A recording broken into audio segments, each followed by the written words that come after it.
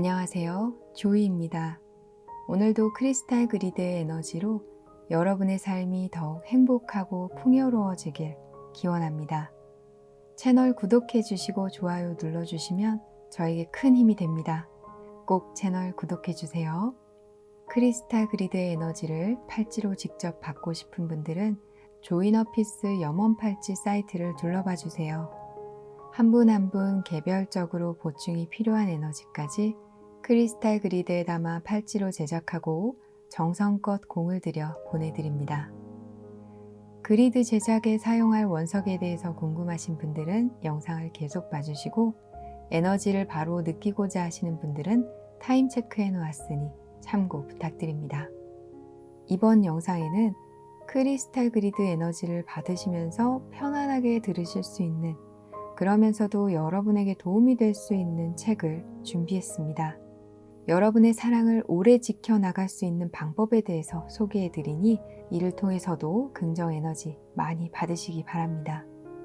이제 곧 여러분이 보시게 될 크리스탈 그리드는 여러분의 소울메이트, 트윈 플레임, 함께 행복한 연애를 할 인연을 끌어당기는 데 필요한 그리드입니다. 여러분이 간절히 생각하는 사람이 정말 내 소울메이트가 되었으면 좋겠다 하시는 분들이 보셔도 좋습니다. 이 그리드는 상처받아 슬프고 우울한 네거티브한 마음을 달래주고 회복하도록 여러분을 지지합니다. 스스로에 대한 만족감과 자신감을 키워 사랑하고 또 사랑받을 완벽한 상태가 되도록 하고, 나와 잘 맞는 인연, 소울메이트, 트윈 플레임을 끌어당겨 행복한 사랑과 연애를 하도록 합니다. 이 크리스탈 그리드를 만드는 데 사용한 주요 원석은 라리마, 로즈쿼츠, 자수정, 백수정입니다. 여러분에게 라리마를 소개할 기회가 생겼네요. 이렇게 맑은 하늘, 파도가 일렁이는 푸른 바다를 연상케 하는 라리마는 3대 힐링스톤이라 불립니다. 조건 없는 사랑의 치유 에너지로 지니는 사람은 관계로 인하여 받는 스트레스, 상처로 남아있는 앙금을 깨끗이 치유받을 수 있죠. 에너지가 여타 다른 원석들보다 파워풀하고 희소성이 높아 금액대가 좀 많이 높지만 그만큼 애정이나 금전, 합격 등 어떠한 프로그래밍에 사용해도 너무 좋을 만큼 다양하고 커다란 에너지를 품고 있는 것이 이 라리마입니다. 오늘 크리스탈 그리드에서는 라리마를 중심으로 나에게 좋은 인연, 잘 맞는 인연, 소울메이트를 끌어당기고 그런 기회들을 더 많이 갖게 하는 에너지를 활성화시켜 볼 거예요. 매번 말씀드리지만 원석에는 좋은 에너지들이 무수히 많이 내재되어 있는데요. 이 그리드에서 프로그래밍을 할 때 수많은 에너지들 가운데 끌어올 에너지 위주로 간략하게 말씀드리고 있어요. 이제 크리스탈 그리드를 만들면서 들쭉날쭉 이 원석들 안에 산재되어 있는 에너지들을 우리가 필요로 하는 에너지로 집약하는 프로그래밍을 해보도록 하겠습니다. 이 시간이 편안하고 에너지를 받음과 동시에 여러분의 내면을 들여다보는 의미 있는 시간이 되셨으면 좋겠습니다. 자주 보셔서 에너지 많이 받으시고 여러분의 간절한 염원을 이루시기 바랍니다. 오늘 이 시간에는 여러분만의 작은 우주를 만남과 동시에 마음의 양식도 함께 쌓아보도록 하겠습니다. 최대한 편안하게 시청해 주세요. 오늘 여러분에게 소개해드릴 책은 독일의 심리학자 레온 빈트샤이트의 감정이라는 세계라는 책입니다. 이 책은 여러분에게 이성적으로 다가와 우리 감정을 한 발자국 떨어져 가만히 바라보고 관찰할 수 있도록 해줄 거예요.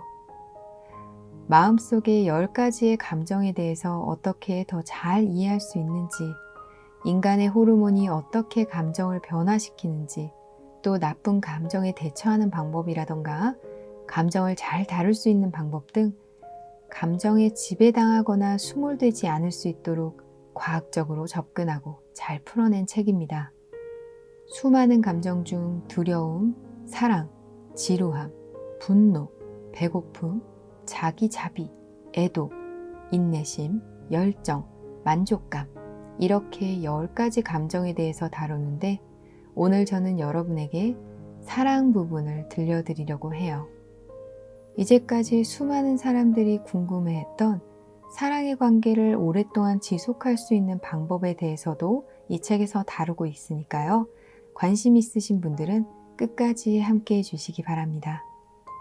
감정이란 세계, 레온 빈트샤이트. 브리티시 컬럼비아에 있는 캐필라노 협곡은 하이킹 천국이다. 바람결에 흔들리는 집채만한 소나무 아래로 펼쳐지는 숨막히는 바위 경관 사이를 강물이 굽이쳐 흐른다. 사람의 손길이 거의 닿지 않는 자연의 풍광을 가로지르는 것은 조그만 숲길과 2개의 다리뿐이다. 하나는 짧고 단단한 나무 판자로 만든 다리로 양쪽에 높다란 난간이 설치되어 있다. 하나는 길이 140m에 높이가 70m에 달하는 강철 케이블로 만든 다리로 바위 협곡 위에서 제멋대로 흔들린다. 1974년 캐나다의 심리학 교수 아서 아론과 도널드 더턴이 오랜 시간을 같이 한 연인이나 배우자가 사랑을 유지하는 비결을 발견한 것은 바로 이 2 다리 위에서 한 실험을 통해서였다. 연구원들은 먼저 짧고 안전한 다리에 젊고 매력적인 여성을 세워두었다. 이 여성은 여자 동행 없이 지나가는 남성 등산객에게 설문조사에 참여해달라며 말을 걸었다.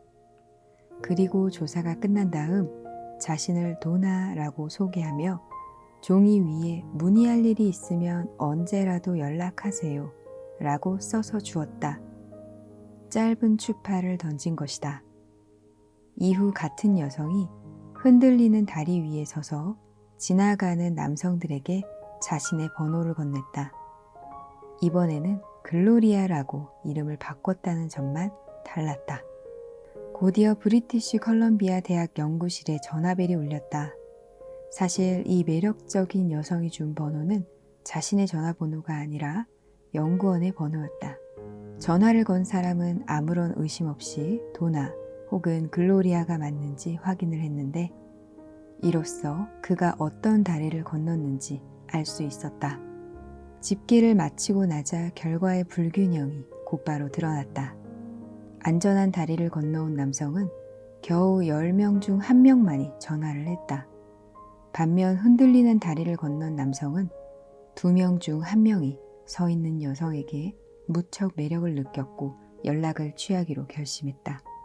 같은 여성이지만 상황에 따라 남성들에게 다르게 다가온 것이다. 이 결과를 어떻게 설명해야 할지, 그리고 이 실험을 통해 우리가 인간관계에 어떤 점을 배울 수 있을지에 대해서는 잠시 후에 알아보기로 하자. 먼저 사랑에 빠진다는 것의 기본적인 의미를 명확하게 할 필요가 있기 때문이다. 윌리엄 셰익스피어는 사랑은 1시간이나 일주일 만에 변하는 것이 아니며 그 힘은 마지막 날까지 이어진다 라고 썼다. 정말 낭만적인 생각 아닌가.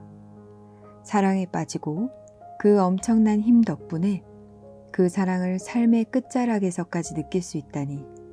하지만 이는 지나치게 높은 기대이기도 하다. 삶은 사랑의 시가 아니기 때문이다.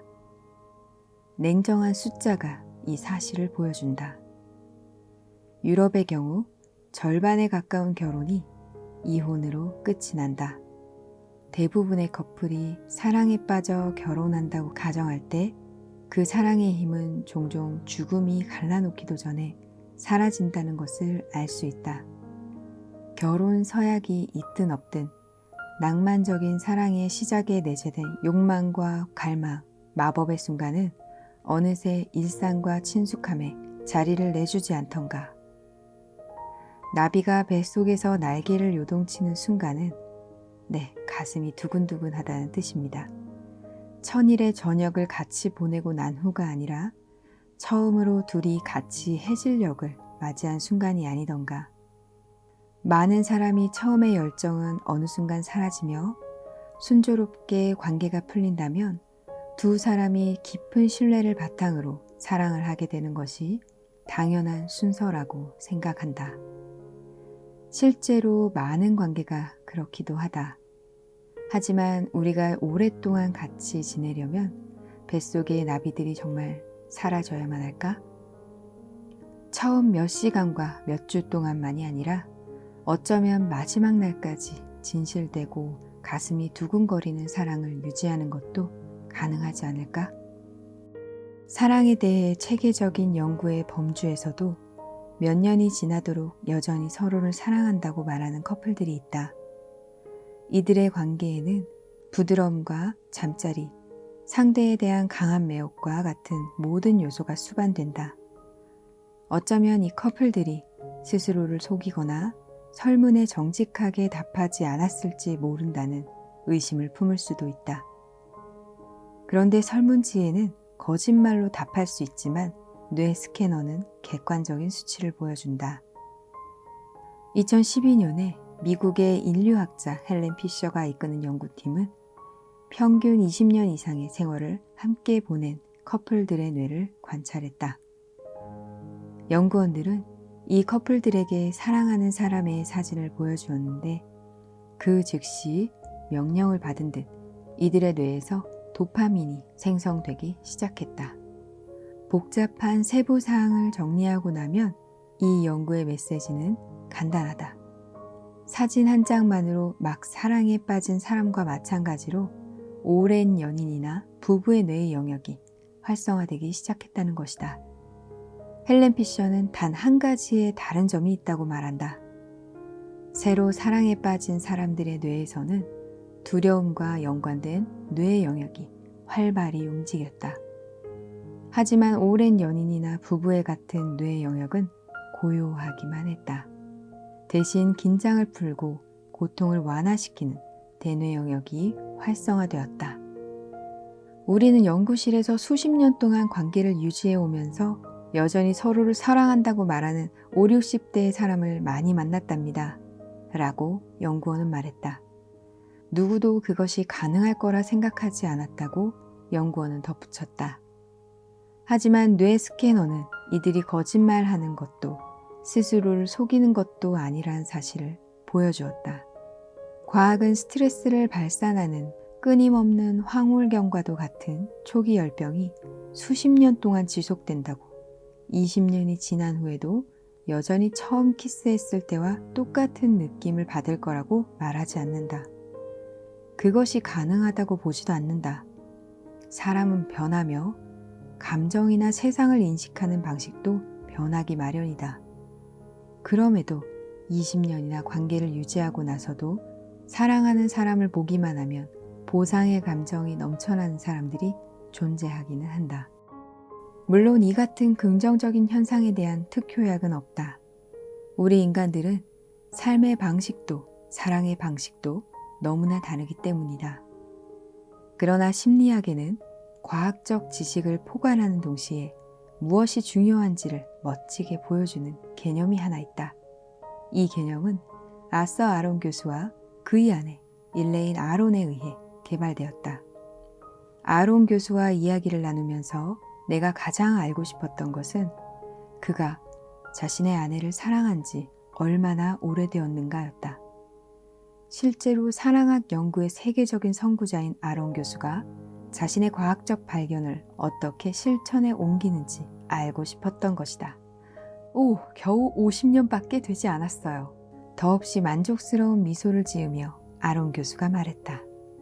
그러면서 아내와의 관계가 그가 지금까지 얻은 것 중 가장 가치 있다고 단언했다.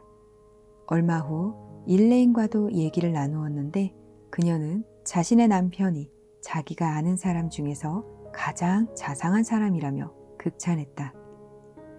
일레인의 눈에서도 어떠한 의심의 여지도 없는 광채가 났다. 나는 지금까지도 두 사람이 여전히 서로를 깊이 사랑하고 있다고 확신했다.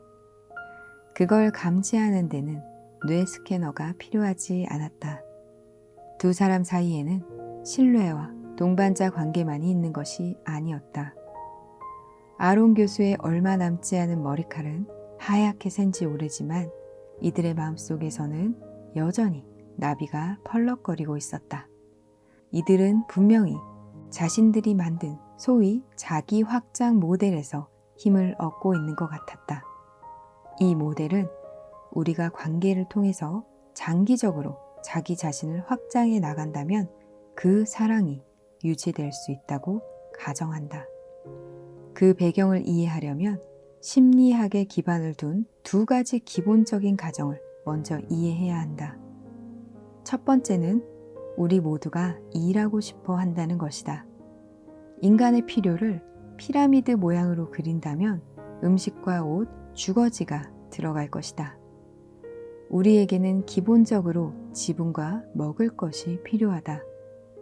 피라미드의 꼭대기에는 삶의 변화를 주고 싶은 우리의 욕구가 자리하고 있다.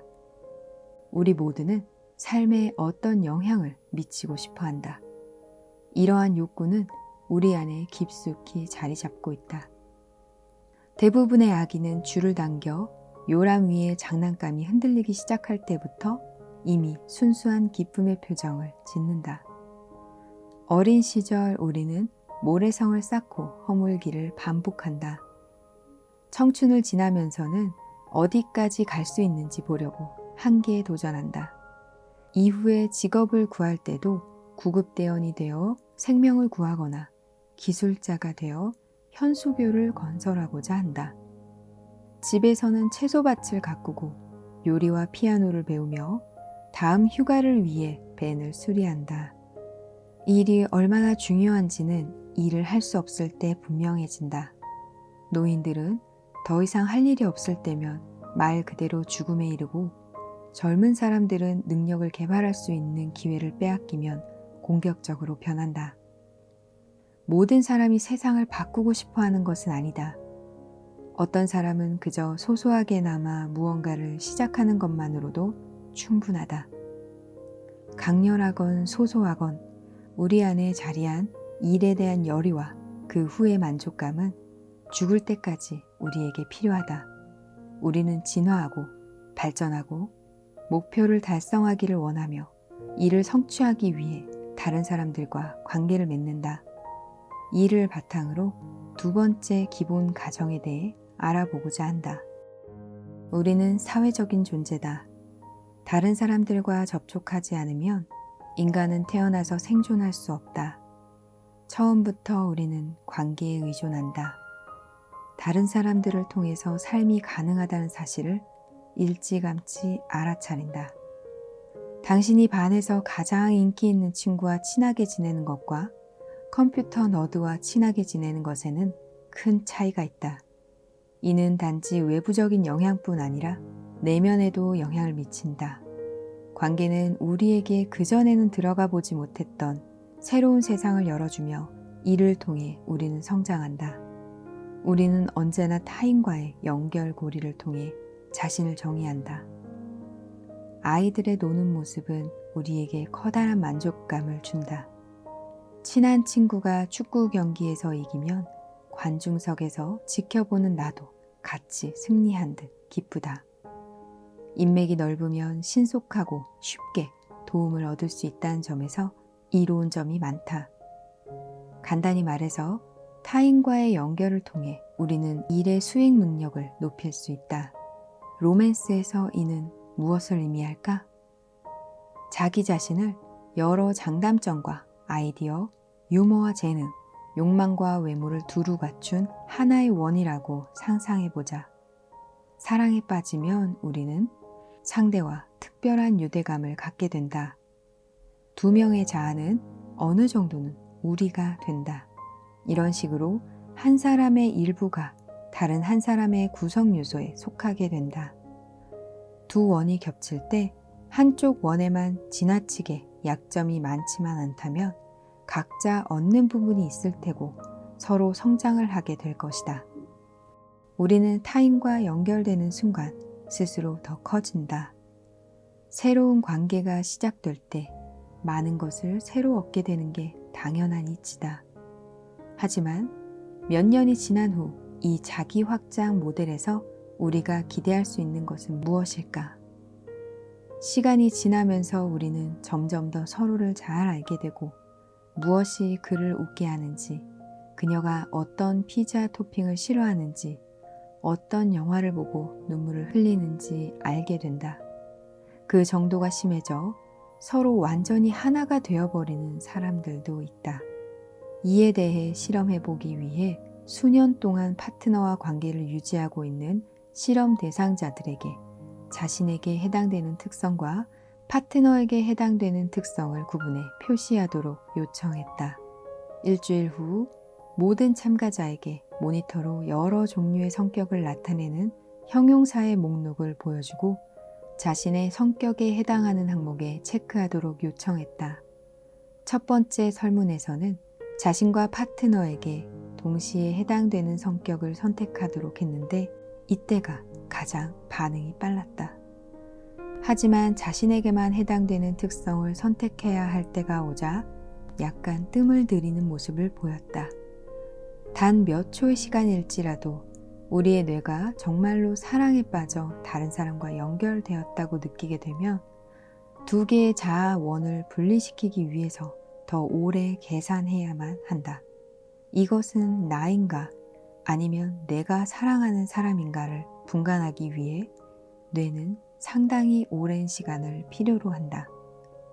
이 하나됨은 심지어 몸의 반응에서도 드러난다. 2010년 대만의 한 연구팀은 사랑은 아프다라는 제목의 연구를 발표했다. 뇌 스캔 실험에서 우리는 사랑하는 파트너의 손가락이 어딘가에 끼거나 책상 다리에 발가락을 찧었을 때 말 그대로 같이 아파한다는 것을 보았다.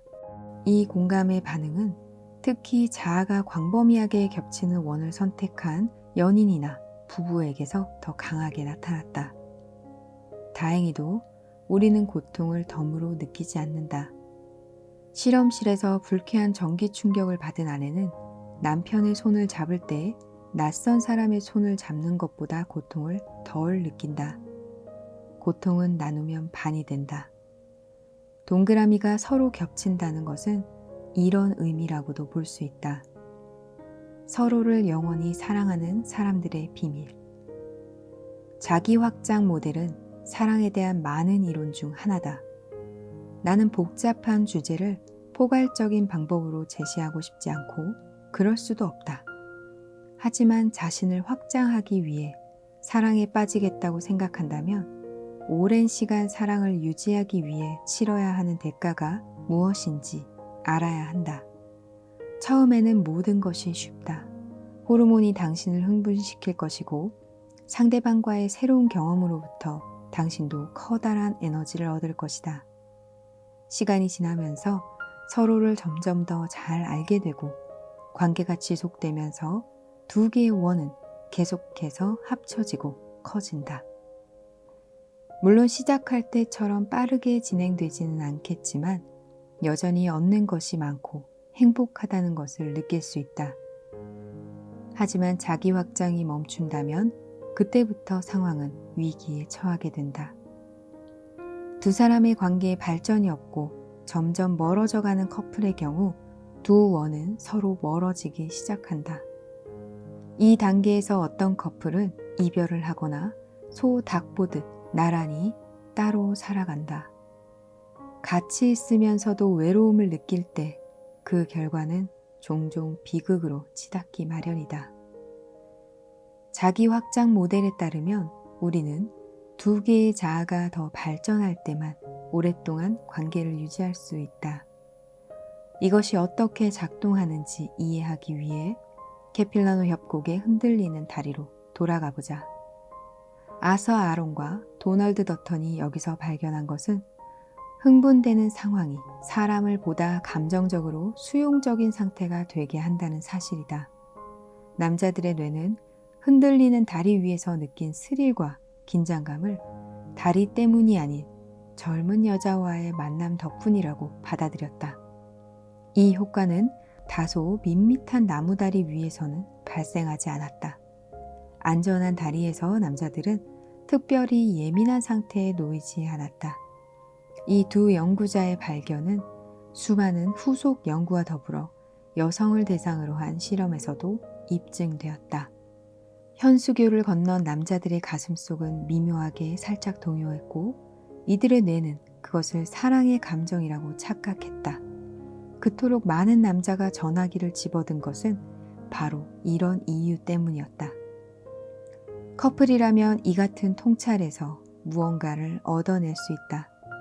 가령 두 사람이 수년과의 관계를 통해 새로운 경험을 거듭한다면 동그라미를 확장시키는데 성공할 수 있다. 새로운 것을 경험하는 데서 오는 흥분과 즐거움은 우리 마음에 사랑의 나비를 다시 불러들인다. 이에 대한 연구에서 커플들은 무작위로 두 그룹으로 나뉘어 앞으로 70일 동안 일주일에 1시간씩 즐거운 활동을 하라는 요청을 받았다. 한 그룹에 속한 커플들은 의식적으로 흥미진진하다고 여길 무언가를 생각해내야 했다. 반면 대조그룹의 커플들은 즐겁기는 하지만 흥분되지는 않는 것, 영화를 보거나 교회에 가는 일을 해야 했다. 그런데 실제로 신나는 경험을 함께한 커플들이 그 후 관계에서 상당히 높은 수준의 만족도를 보였다고 보고되었다. 콘서트나 극장 가기, 스키나 등산, 댄스 활동 등 이들이 선택한 활동은 큰 모험은 아니었지만 소파에서 드라마를 보는 것보다는 더 흥미진진했다. 그저 가끔씩 정기적으로 안전지역을 벗어나는 것만으로도 괜찮다.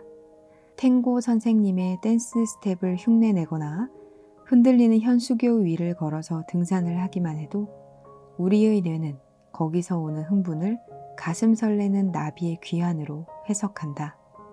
그러니 캐필라노 협곡에 있는 다리는 어떤 경우에라도 방문할 가치가 있는 것이다. 우리의 일과를 방해하는 신나는 경험과는 별개로 서로의 자아를 확장시키는 일상생활에서의 작은 제스처도 있다. 몇 년 전 연구원 존 고트먼과 로버트 레벤스는 워싱턴 대학 캠퍼스의 건물을 사랑학 연구를 위한 조그마한 호텔로 개조하고 신혼부부들을 초대해 그곳에서 24시간을 보내도록 했다.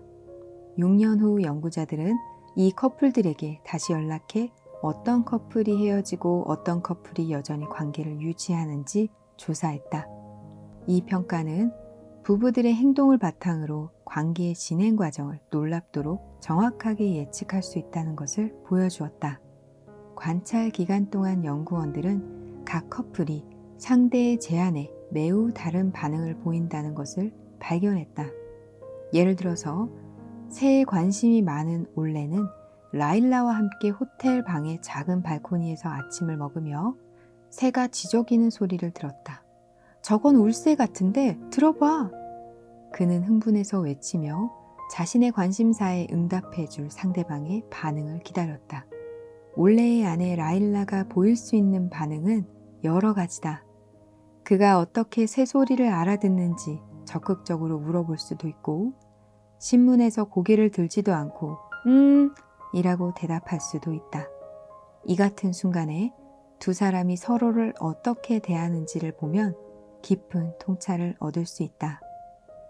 사랑학 연구소에 머무른 지 6년 만에 결별한 부부의 경우 평균적으로 3번의 제안에 1번 정도만 반응을 보였다. 이와는 대조적으로 관계를 유지한 커플의 경우 평균 86%의 반응을 보였다. 당신은 새에 전혀 신경을 쓰지 않을 수도 있지만 함께 사는 사람에게 새는 중요한 존재다. 울음소리로 울새를 구분하는 것은 그의 특기이기도 한 것이다. 우리가 일상에서 그리 중요하지 않아 보이는 상대의 제안에 응답하기 위해 노력할 때 우리는 서로에게 힘을 보태고 같은 주제를 공유할 수 있게 된다. 이것이 작은 규모지만 자기 확장과 더불어 두 사람이 영원히 사랑을 유지할 수 있는 비결 중 하나다. 이와 관련해서는 5대1 법칙도 유용하다. 사실 다툼 없는 사랑이란 없다. 치약 뚜껑을 쓰고 닫지 않는 문제나 싱크대에 접시를 쌓아두는 문제, 잠자리를 얼마나 자주 하느냐의 문제 등에는 언제나 의견 불일치가 있기 마련이다. 5대1 법칙이란 하나의 부정적인 상호작용을 상쇄하기 위해서는 5배의 긍정적인 상호작용이 필요하다는 것이다. 간단히 말해, 우리가 사랑하는 사람과 한번 부정적으로 부딪힌 일이 있다면 그 경험을 보상하기 위해 5번은 좋은 시간을 가져야 한다는 것이다.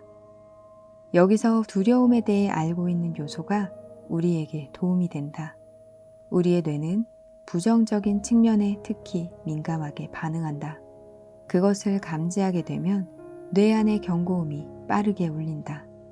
반면에 긍정적인 것은 너무 쉽게 받아들이거나 심지어 간과하기도 한다. 5대1의 불평등한 비율이 필요한 것은 바로 이런 이유 때문이다. 오랫동안 사랑을 유지해온 커플 또한 종종 말다툼을 한다. 하지만 베개가 날아다니는 싸움을 하더라도 나중에 평균보다 훨씬 더 많이 상호작용을 하는 것으로 관계를 이어나간다.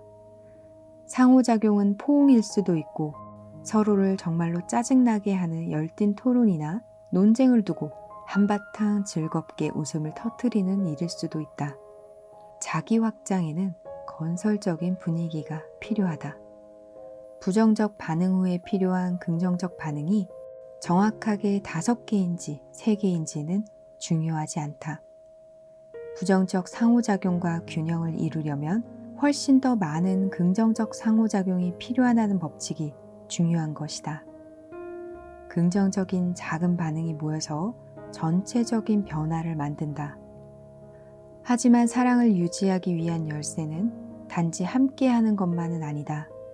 우리 모두는 각자 홀로 성장할 수 있다. 아무리 서로 겹치는 삶을 살아간다 해도 사랑을 유지하는 우리는 언제나 2개의 나로 이루어져 있다. 사랑 안에서 산다는 것은 함께하는 것과 혼자 있는 것 사이에 균형을 유지하는 것이다. 거의 배타적으로 살면서 별도의 행동은 웬만하면 하지 않는 커플도 있다. 하지만 개인으로 자유롭게 행동하는 것은 매우 가치 있는 일이다. 당신이 친구들과 함께 따로 시간을 보내거나 혼자 여행을 다녀오면 여행에서의 느낌과 생각, 이야기를 풀어놓을 수 있을 것이고 이는 서로에게 좋은 자극이 된다. 만약 상대도 같은 행동을 한다면 집 안에 부는 신선한 바람은 배가 될 것이다. 연애 초기에 서로를 끌어당기는 것이 바로 이런 신선함이다. 다른 사람을 통해 발견한 새로운 것에서 뭔가를 얻는다고 느끼는 것이다. 우리의 자아는 그것을 좋아한다. 확실성과 습관보다 빨리 매력을 잃어버리는 것은 없다. 이에 맞서기 위해 우리는 서로에 대해 어느 정도의 신비감을 남겨두어야 한다. 우리는 또한 서로에게 의미가 있는 영역에서 발전할 수 있도록 상대에게 도움을 줄 수 있다. 파트너의 성공을 축하하세요. 라고 아론 교수는 말한다. 이것은 일이 잘 풀리지 않을 때 상대를 도와주는 것보다 더 가치 있는 일입니다. 밑바닥에 추락해 있는 상대를 돕는 일은 우리는 당연하게 여긴다. 하지만 그 반대는 어떤가? 우리는 사랑하는 사람의 성공을 같이 즐기고 그가 그 성공을 충분히 만끽하도록 해주는가? 만약 2 사람이 함께하는 동안 자신이 정말로 잘하는 영역에서 빛날 수 있도록 자유롭게 도와주고 서로가 하는 일을 지켜본다면 부정적인 방향으로 향하던 우리의 뇌는 2 사람이 겹치면서 이루어낸 멋진 원을 기억하고 그 원을 긍정적인 자기 이미지에 덧붙일 것이다. 기회가 있다면 파트너가 일하는 곳에 하루쯤 동행하거나 파트너의 취미 생활을 옆에서 지켜보라. 가만히 머물러 있기만 하는 감정은 없다. 사랑에 빠진 처음 몇 시간이나 몇 주 동안의 감정이 그대로 유지되는 일은 일어나지 않는다. 심지어 셰익스피어 같은 낭만주의자조차도 흔들리는 현수교 위에 영원히 서 있는 듯한 감정을 느껴야 한다면 스트레스를 받을 수밖에 없을 것이다. 하지만 장기적인 관계에서도 사랑을 유지하는 것은 중요한 일이다. 사랑을 유지하는 것은 정신적인 행복과 건강, 삶의 만족과 연결되어 있기 때문이다. 우리의 삶에서 사랑이 빠진다는 것은 우리에게 중요한 삶의 질이 박탈당하는 것과 같다. 아무리 대단한 사랑의 느낌을 받는다 해도 장기간에 걸쳐 그 감정을 유지하기 위한 걸음은 아주 작은 데서 시작한다. 가끔 새로운 경험을 함께하고 일상생활에서 서로의 관심사를 공유하며 또 혼자만의 시간을 보낼 수 있는 공간을 남겨두는 것. 간단히 말해 관계를 통해 자신을 확장할 수 있다면 우리의 뇌는 편안하게 날개짓하는 나비의 느낌을 보상해준다. 일상의 작은 일에서부터 이것이 가능하다는 사실은 사랑에 대해 종종 느끼는 압박감으로부터 우리를 해방시켜준다. 사랑이 시작될 무렵에는 그 감정이 너무나 소중하게 여겨지지 않는가. 그러므로 불평하지 말고 사랑의 감정을 유지하기 위해 노력해야 한다. 사랑을 위해 할 일이 많다는 것 또한 감사할 일이다. 레온 빈트샤이트의 감정이라는 세계 잘 들어보셨나요?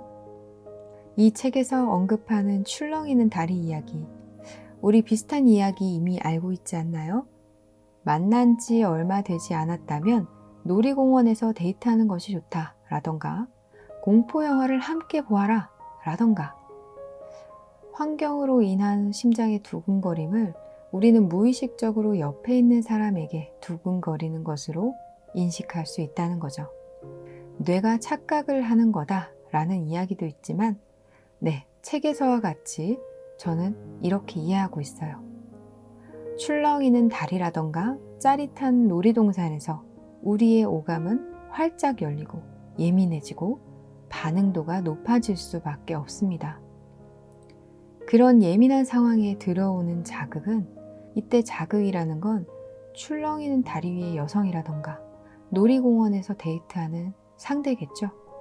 똑같은 자극일지라도 평상시 안정된 상황보다 현저하게 큰 강도로 다가올 수밖에 없다. 네, 이렇게 이해했습니다. 이러한 배경 지식을 알고 적극적으로 삶을 변화시키면서 스스로 오감을 활짝 열고 기민하게 우리의 일상을 보내다 보면 아무것도 하지 않을 때보다 보석이 될 원석을 다른 이들보다 빨리 알아챈다던가 우리의 인연과 더 빨리 닿지 않을까라는 생각이 듭니다. 또 제가 인상 깊었던 부분은 함께 시너지를 내는 관계에 대한 내용이었는데요. 평소 막연하게 머릿속에서 빙빙 맴돌고만 있었던 것들이 명확해졌어요. 제가 추구하기도 하고 타로 리딩을 할 때 주로 권해드리는 좋은 관계, 건강한 관계에 대한 생각을 정리해 볼 수 있었습니다. 함께 시너지를 낼 수 있는 관계가 건강한 관계다라는 것. 저는 개인적으로 사랑을 할 때 상대가 나한테 푹 빠져서 허우적거리는 것도 좋지만 그런 상대가 자신의 일상을 망가뜨리면서까지 그러니까 제가 좋아하고 배우고 싶고 대단하다라고 느끼는 그런 장점까지 상실하면서 그렇게 저한테 허우적댄다면 물론 잠시 동안은 사랑을 많이 받는다는 사실에 뿌듯하다거나 기분은 좋을 수 있어요. 그런데 그건 정말 잠깐일 뿐 곧 실망스러워지거든요. 예를 하나 들자면 늘 성실하게 자신을 관리하는 활동을 하는 것을 보고 제가 우와 대단하다, 자기 관리를 정말 잘하는 사람이구나, 멋있다, 나도 본받아야지 라고 생각을 했는데 저에게 허우적대느라 혹은 저를 만나느라 그 부지런히 하던 활동을 하지 않는다면 그래서 무언가 나와 함께하기 전보다 상대가 플러스 되기는커녕 마이너스가 된 것 같이 느껴지면 그게 제 마음에는 실망이라는 감정으로 다가왔어요. 이런 거죠. 나는 상대 특유의 어떤 레드 컬러를 보고 다가왔는데 점점 상대가 그 사람만의 레드 컬러를 잃는 것을 보고 있긴 싫은 거예요. 이거는 내가 상대의 컬러를 레드로 보았는데 알고 보니 상대는 오렌지 컬러였다. 이걸 알고 실망하는 것과는 전혀 다른 이야기입니다. 오해하시면 안 돼요. 네, 또 사람은 변할 수 있어요. 서로 다른 두 사람이 함께 하다 보면 서로 비슷해지기도 하고 네, 이런 내용이 책에서도 나오죠. 그러면서 본래의 모습이 좀 변할 수 있어요. 하지만 변하더라도 더 긍정적으로 그리고 더 발전적으로 변해야지 자기 자신을 잃어버리고 방황하고 빛을 잃어버리는 건 저를 아무리 사랑한다고 해도 저는 개인적으로 사양합니다. 기본적으로 저는 자신을 우선적으로 사랑할 줄 알아야 다른 사람도 제대로 사랑할 수 있다라고 믿고 있기 때문이에요. 사람은 정말 모두 다르고 각자 추구하는 바가 다르기 때문에 분명히 정답이라는 건 딱 정해져 있지는 않을 거예요. 그러니까 여러분도 이 기회를 빌어서 내가 추구하는 관계는 어떤 관계인지, 앞으로 사랑을 할 때 그 사랑을 오랫동안 지켜나가기 위해서 내가 해볼 수 있는 거는 어떤 부분이 있는지, 지난 사랑에서 내가 느끼기에 아쉬웠던 부분은 무엇이었는지, 이 소울메이트를 부르는 크리스탈 그리드 에너지를 받으시면서 잠시 생각을 정리해 보시기 바랍니다. 또 다양한 감정에 대해서 한 걸음 떨어져서 가만히 들여다보고 싶으신 분들은 이 책을 읽어보시길 권해드려요. 여러분의 생각을 정리하셨다면 앞으로 내가 사랑을 하면 이전에 했었던 이런 실수는 반복하지 않겠다 라던가 앞으로 이렇게 사랑을 가꿔 나가겠다 하는 그런 다짐들이나 포부들을 댓글로 남겨주세요. 구체적이면 더 좋겠죠? 그리고 그 댓글을 직접 말로 소리내어 말해보세요. 생각을 정리하는 데에는 글 쓰는 것만큼 좋은 것이 없고 또 생각을 현실로 만드는 것에는 그 생각을 반복해서 듣거나 직접 입으로 반복해서 소리내어 말하는 것보다 효과적인 건 없으니까요. 이 시간이 여러분에게 의미 있는 시간이었기를 바랍니다. 크리스탈 그리드의 에너지와 책이라는 마음의 양식을 고스란히 여러분의 에너지로 받아가시고 저는 이만 다음 그리드에서 뵙겠습니다. 채널 구독해 주시고 좋아요 눌러주시면 저에게 큰 힘이 됩니다. 선한 에너지 순환으로 여러분에게 복이 돌아갈 거예요. 꼭 채널 구독해 주세요.